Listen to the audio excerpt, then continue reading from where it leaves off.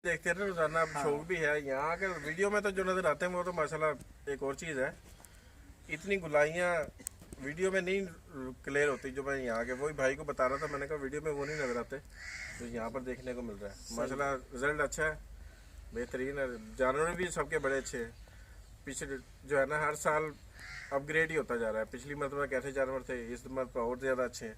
जी कोशिश आने वाले सालों में इंशाल्लाह और अच्छे होते जाएंगे। इस दफ़ा थोड़ी सी हमें तंगी दी है गवर्नमेंट ने। हमारा बजट जो है ना जो हमने रखा था हम उसी के ऊपर ही हैं कि हम परेशान नहीं करेंगे जितने भी हमारे साथ चल रहे हैं जी दोस्त, जी, ताकि हम उसी को कंटिन्यू करें। लेकिन समझ लें कि प्रॉफिट इसमें से हमारा ख़त्म कर दिया गवर्नमेंट ने। जाहिर है महंगाई है हर महंगा चीज़ बहुत महंगा हो गया, डबल रेट हो गया, हर चीज़ के डबल हो गया, हद तक कि मिट्टी के भी रेट डबल हो गए।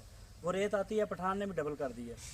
तो आपको अपना बछड़ा अच्छा टैग नंबर 67 67 नंबर टैग में होता है।